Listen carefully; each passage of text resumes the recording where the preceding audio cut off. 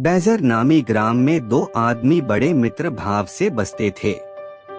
उनमें एक का नाम पंडित सुशर्मा था, जो अति विद्वान, सदाचारी तथा गंभीर प्रकृति का था।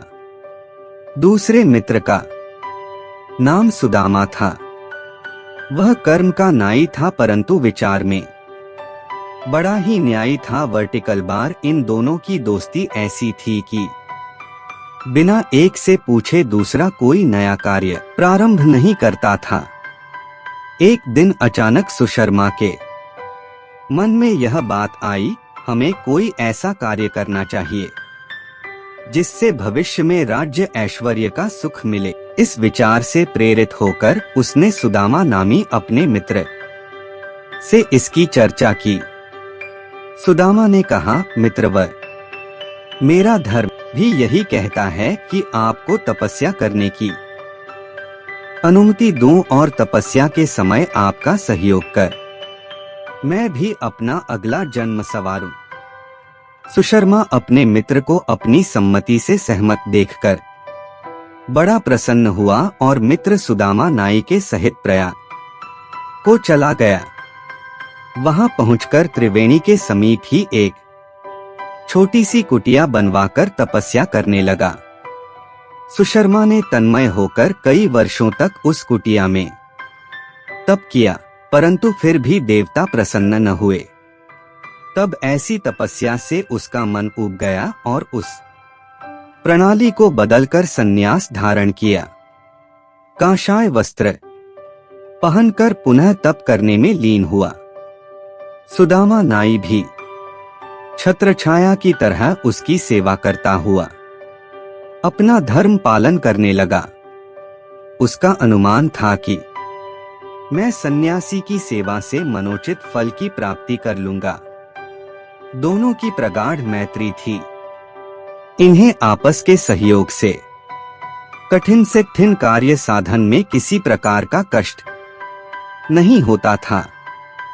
जब इस ढंग से तप करते हुए भी 12 वर्ष बीत गए, कुछ भी हासिल न हुआ, यानी देवता प्रसन्न नहीं हुए, तब इन दोनों को बड़ा दुहक हुआ और एक दूसरे का मुख देखते हुए सोचने लगे कि अब कौन सा यत्न किया जाए कि जिससे अभीष्ट फल की प्राप्ति हो।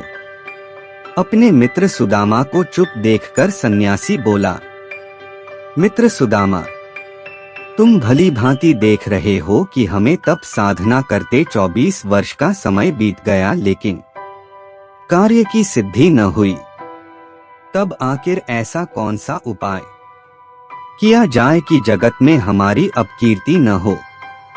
मेरे मन में तो यह आता है कि आत्महत्या के अलावा दूसरा मार्ग नहीं है, लेकिन इससे भी मुक्ति नहीं मिलेगी।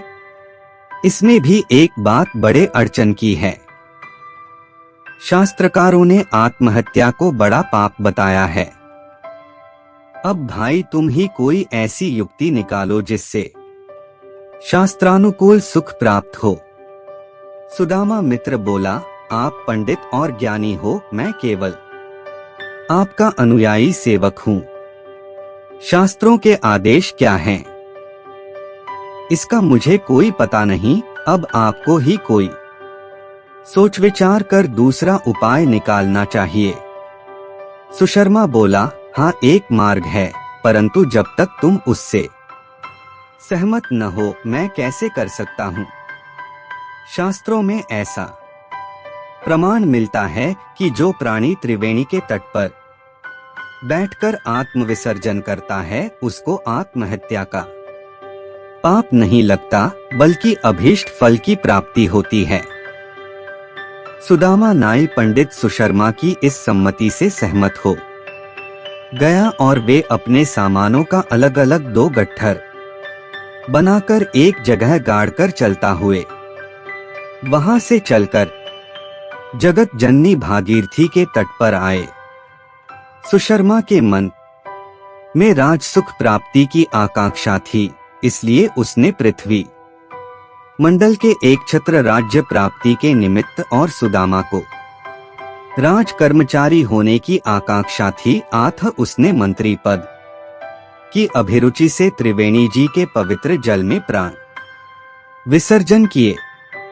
वे मरते समय ध्यानमग्न हो ईश्वर से प्रार्थना कर बोले, भगवन, इसी जन्म के समान अगले जन्म में भी हमारा साथ इसी प्रकार बना रहे और इस समय की सब बातें हमें स्मरण रहें।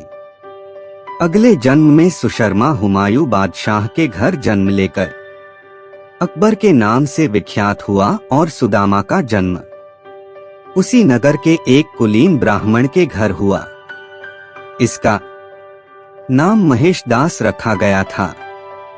महेशदास बड़ा ही बुद्धिमान और प्रतिभाशाली हुआ, जिस कारण से थोड़े समय में इसने अच्छी विद्या हासिल कर ली।